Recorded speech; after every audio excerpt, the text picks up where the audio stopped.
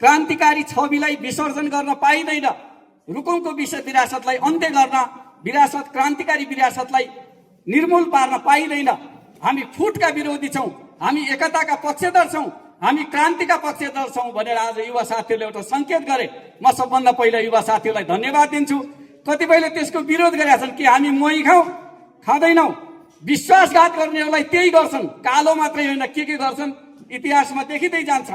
तपाईँले हामीलाई अन्यथा छैन। हामीले के ठानेका छन् भने त्यो व्यक्ति विशेष होइन, हामीले त रोकेका छौँ। गाउँतिर शहीद परिवारले के गर्नेवाला छन् देखिँदै जान्छ, घाइतेहरूले के गर्नेवाला छन् देखिँदै जान्छ। यो त भर्खरै युवा साथीहरूले यहाँ अहिले अलिकति सङ्केत गरेका मात्रै छन्। त्यो सङ्केत कहाँसम्म पुग्छ भोलि देखा जाएगा। हामीले के मात्रै भनेका छौँ भने हाम्रो नेतालाई देखाएका मात्रै हौँ। हामीले नेतालाई अनुरोध गरेका हौँ, तपाईँ नफुट्नुहोस्, यो पार्टीको नेतृत्व गर्नुहोस्, यो पार्टीलाई निरन्तर अगाडि बढाउन भूमिका खेल्नुहोस्, तपाईँ हाम्रो नेता भइराख्नुहोस् भनेका हौँ। हाम्रो गल्ती होइन, हामीले त्यो गल्ती गरेका होइनौँ। हामीले उहाँलाई 4 पटक जिताएर नेतृत्व गर्न दिएका पनि हौँ। रुकुमको विकासको नेतृत्व गर्नुहोस्, रुकुमको पार्टीको मात्रै होइन, सिङ्गो पार्टीको माओवादी पार्टी आज नेपाली कम्युनिस्ट पार्टीमा बदलिएको छ, त्यो पार्टीको नेतृत्व गर्नुहोस् भनेर भनेका हौँ।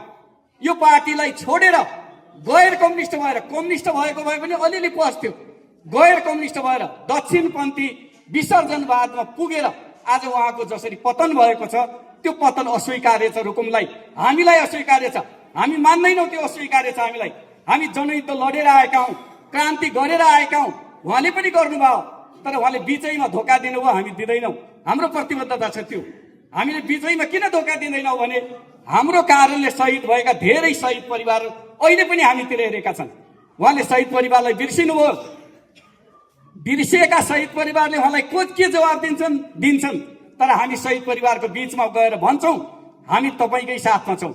उहाँले भन्न सक्नुहुन्न उहाँको साथमा हुनुहुन्छ, उहाँ त गैर कम्युनिस्ट भएर अर्को पार्टी खोल्नुभयो।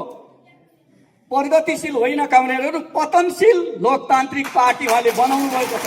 त्यो पतनशील पार्टी हो, प्रगतिशील भन्ने शब्द नराख्नुहोस्, पतनशील पार्टी हो।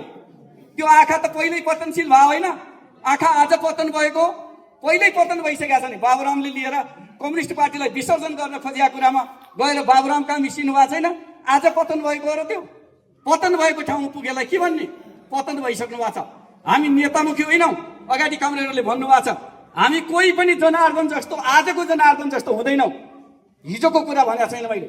आज जनतालाई धोका दिने, क्रान्तिकारीलाई धोका दिने, शहीद परिवारलाई धोका दिने, घाइतेहरूलाई जनमुक्ति सेनाका योद्धाहरूलाई धोका दिने धोकेबाज हामी हुँदैनौँ। हाम्रो प्रतिबद्धता हो त्यो।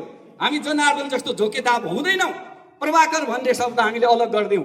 हिसाब हिजोसम्म थियो, पार्टी नफुटाल्दासम्म थियो, क्रान्तिको पक्षमा हुन्जेल प्रभाकर थियो, पार्टीको पक्षमा हुन्जेल, क्रान्तिको पक्षमा हुन्जेल हामीले सम्मान गर्थ्यौँ।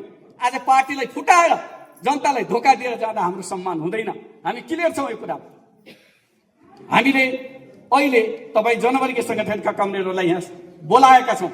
हामीले के भन्न बोलाएका हौँ भने हामीले फेरि क्रान्तिको जिम्मेवारी अगाडि बढाउँ। समाजवादी क्रान्ति हामीले गर्नु छ। कम्युनिस्टले चाहेको समाजवादी क्रान्ति हो। कसैले समाजवादको नाम बजाएर होइन, हामीले समानतामा आधारित समाजवादको कुरा गरिरहेछौँ, समृद्धिमा आधारित समाजवादको कुरा गरिरहेछौँ। हामीले समतामूलक, खास गरी समाजलाई अन्याय, अत्याचार, विभेदबाट मुक्त भएको एउटा समुन्नत समाजको परिकल्पना गरेका छौँ। त्यस्तो समाजवाद हामीले खोजेका छौँ। त्यो समाजवादको परिकल्पनाको आधारमा हामी अगाडि बढ्न खोजिरहेछौँ। आज नेपाली कम्युनिस्ट पार्टीले त्यो नेतृत्व गर्न खोजिरहेछ। आज नेपाली कम्युनिस्ट पार्टीले गरेको त्यो महान एकताको प्रक्रिया, आज हाम्रो पार्टी, मान्छेले के भन्छन् भने माओवादी पार्टी कहाँ छ र? यही छ माओवादी पार्टी, नेपाली कम्युनिस्ट पार्टीमा छ। नेपाली कम्युनिस्ट पार्टीमा रूपान्तरित छ माओवादी। माओवादी किन हामीले अलग गरेका हौँ भने हामीले ठुङ्गिलोबाट विशाल भकारी बनाएका छौँ। वामपन्थीहरू, कम्युनिस्टहरू सबै आएर यहाँ मिल्न पुग्ने, यहाँभित्र समेटिन पुग्ने एउटा ठुलो भकारी हामीले बनाएका हौँ। हामीले पार्टीलाई विसर्जन गरेका होइनौँ, आज उन्नत बनाएका हौँ, आज विकसित बनाएका हौँ, आज सुदृढ बनाएका हौँ। त्यो हो हाम्रो कुरा।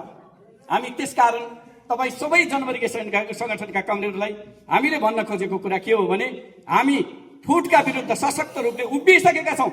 रुकुम अब कहाँ छ भन्नु पर्दैन।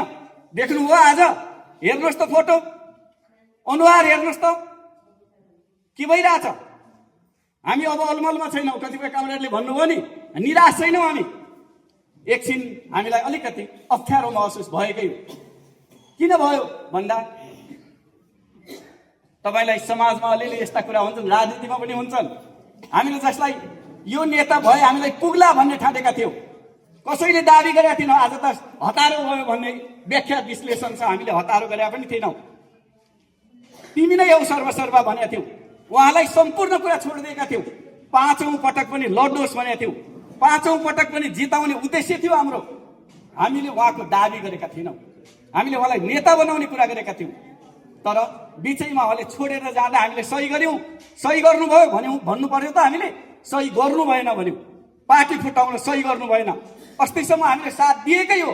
किन दियौँ भन्दा पार्टीभित्रको कुरा थियो त्यो। पार्टीभित्र लडुन्जेलसम्म पार्टीभित्र सङ्घर्ष हुन्छ, स्वाभाविक ठान्छौँ हामी। अन्तरसङ्घर्ष चलाउनु पर्छ। पार्टीलाई रूपान्तरण गर्ने गरी अन्तरसङ्घर्षमा जानुपर्छ।